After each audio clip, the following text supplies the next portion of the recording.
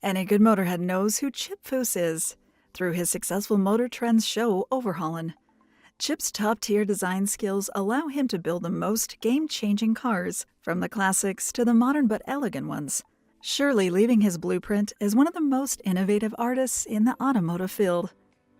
While it would be fair to say Chip's worldwide fame is owed mainly to his career on TV, his success off-camera includes working with many top car manufacturers around the world and with his own brand.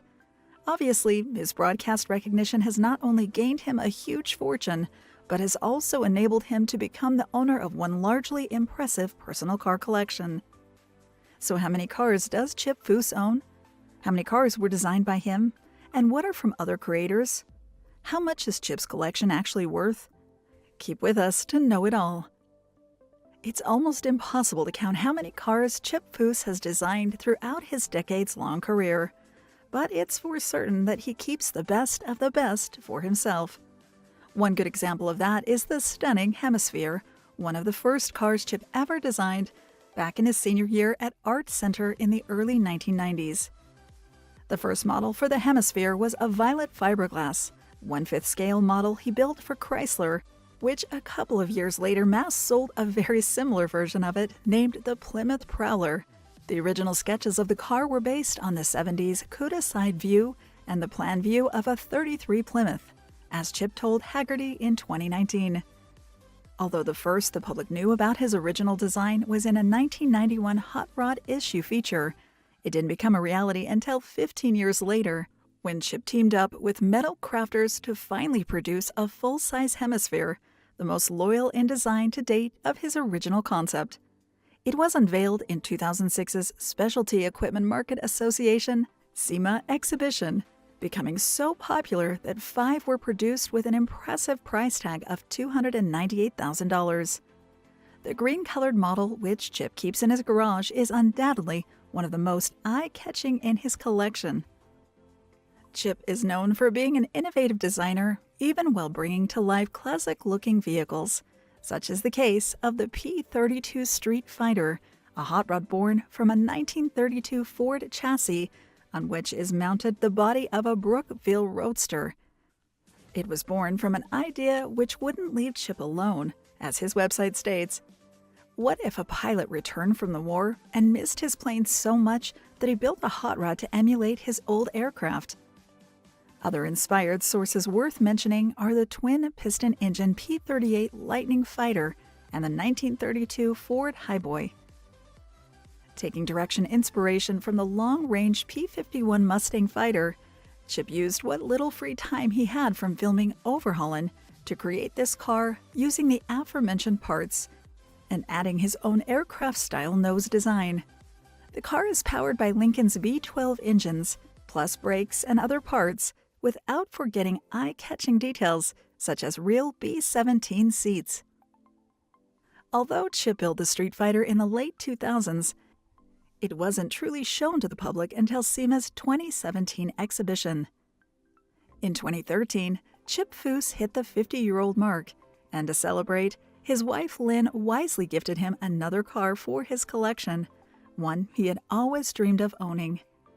Although the 2006 Ford GT was originally designed to look slick and daringly modern, Chip put it upon himself to enhance its best features with his personal style.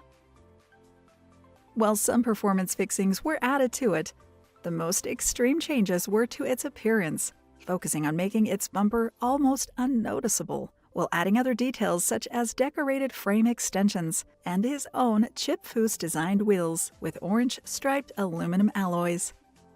The vehicle's dark silver-colored exterior with white and orange details adds to this GT's tasteful combination, of which Chip was undoubtedly so proud that he exhibited during SEMA's 2014 event.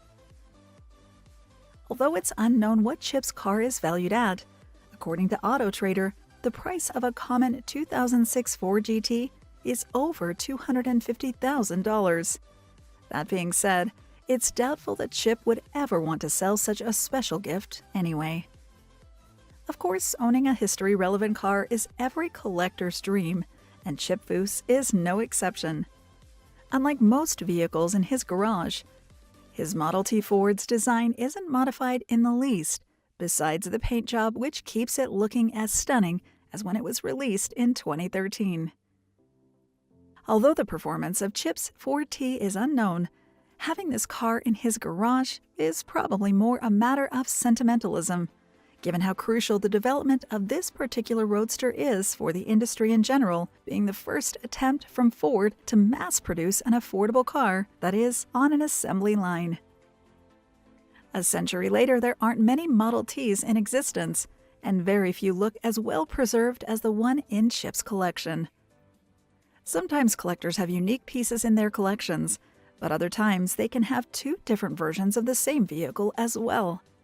That's the case of the two 2015 Ford Mustangs in Chip Foose's collection, which are actually quite different despite being almost the same vintage model.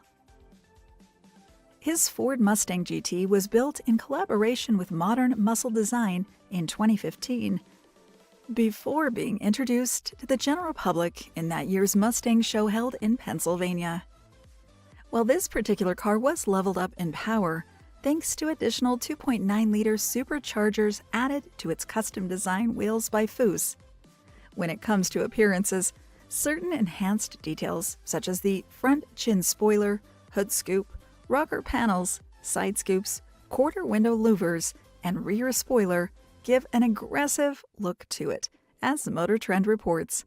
His other 2015 Ford is a Mustang GT convertible, also designed and assembled by Chip and Modern Muscle Design, but this time to commemorate the first model's 50th anniversary. Once again, this specific model was enhanced both in power and looks to convey the special version through Chip's vision, but without losing the car's essence. If we have to mention one special car in Chip's collection, that's definitely the Madam X. This convertible sedan was directly inspired by the works of Harley Earl and Art Ross of General Motors from the 1930s to the 1950s. Even the Madam X name comes from one of Earl's early designs for the company, later becoming a trademark title for the most special vehicles built in his division. Under the commission of Wes and Vivian Rydell, Chip took a 1939 Cadillac 60 Special 4-door and transformed it into a 2-door convertible in remembrance of the designs done by General Motors during the 1950s, but power-fitting to the current modern times. It's highly modified, but the greatest thing about this car is that it looks like a production car. I didn't want it to look like a custom, as Chip commented to Haggerty. Although the Madam X is a commissioned design, it's exhibited as part of Chip's collection. The 1971 De Tomaso Pantera is quite a unique car in itself. Initially, only 7,000 of these were produced by the Italian manufacturer De Tomaso over 2 decades. But its importation to the U.S. stopped in 1975, making it even rarer to find one these days. The 1971 Pantera supercar is surely a sight to behold, which surely is one of the reasons Chip didn't heavily modify it. Its slick red paint looks as if it just got out of stock, going harmoniously well in the original chrome detail of the interior and the black leather seats he added. The most extreme change done to the Pantera belongs under the hood, where Chip powered it up with a 351 Ford Cleveland engine and new gearbox in an effort to evoke 1980s sports cars, according to MotorTrend. Chip's 1971 Pantera attracted huge praise at the 2015 SEMA exhibition. It's unclear how much it's valued at.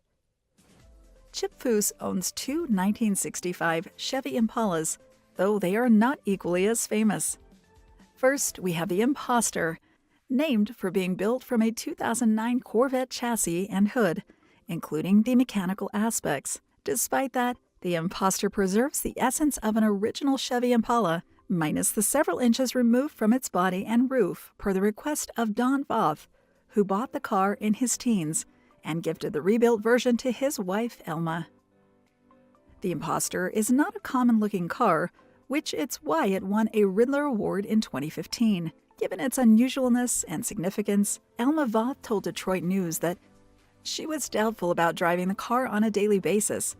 I was going to get groceries in it. When Chip showed this to me, I said, "We're going to be on a very strict diet," she admitted, which explains why the car is nowadays exhibited at Chip's garage. Regarding his other Chevy Impala, apparently, it's still untouched since it entered Chip's garage, but it probably won't stay that way forever.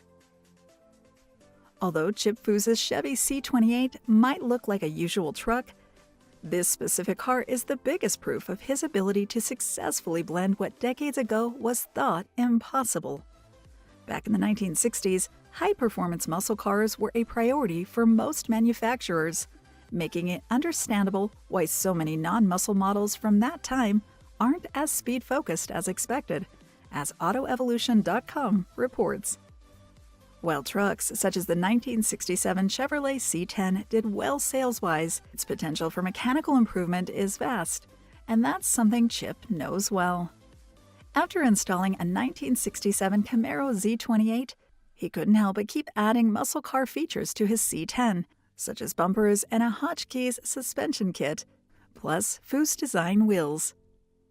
Even though the C28 isn't exactly favored by those afraid of risks, this creation gained huge praise in the 2018 SEMA event and is now one of Chip's everyday drives. While Chip Foose's love for rebuilding cars from past eras is evident, he has never been afraid to transform modern cars too. Back in 2002, his business, Foose Designs, was pretty new, and though he had recently won the trophy for America's Most Beautiful Roadster for his 0032 rebuild, he still needed to give his company a big push. The right opportunity came that year when Ford Motors provided him with a Thunderbird and expected it to be exhibited in the SEMA show, in addition to featuring the build during an episode of TLC's Rides show. Accepting both challenges, Chip designed the slick silver-painted Speedbird, taking some parts from the Volkswagen Beetle and from other Ford models, achieving a look which perfectly mixes classic and modern in one car. Besides the praise the Speedbird gained at SEMA, his popularity with his Rides episode gained Chip his own show, Overhaulin, a couple of years later. Though in 2021, the Speedbird was spotted on sale online for almost $50,000, to date the car is still listed on Chip's website as his property. While rebuilding a personal drive is sometimes risky, considering the lack of limitations often set by customers, the truth is that Chip Foose's vast talent and tasteful aesthetic makes him unable to deliver ugly-looking creations. His silky black 1932 Ford 5-window coupe proves his ability to bring vehicles back to life without losing their essence. The 5-window previously belonged to a friend of Chip's who'd preserved it untouched for decades, but despite the infinite potential his blank canvas for a car had, Chip did little to it, except for redesigning its flat head, applying a layer of paint, and slightly changing its mechanics. His original concept of a car which would look like being out of a 1932 SEMA show was achieved, but it was also a mission accomplished by him personally. One of my father's friends had a 5-window coupe, and I thought it would be so cool to have one day, and today's that day, he told MotorTrend in 2017. Last but not the least, Chip's 1956 Ford F100 is undoubtedly one of the most important cars he's ever built for its personal significance. Bought from his father's garage at 13 years of age, Chip spent years working on it before finally being able to drive it legally. Despite leaving it unused in his garage for years, he never stopped thinking of the many ways he could rebuild it. Unbeknownst to Chip, in 2005, the car was stolen with his father's help and rebuilt through Overhaulin. Chip saw his beloved car again at that year's SEMA, an emotional event he'll surely remember as one of the most significant in his career and personal life, making evident where the core of his passion for cars truly lies. Thank you for spending some time with us. Make sure to like and subscribe so you never miss another video. We also handpick these videos, which we recommend you watch next. You can talk to us on all social medias or ask a question in the comments below. Thank you for being with us, and we'll see you back tomorrow.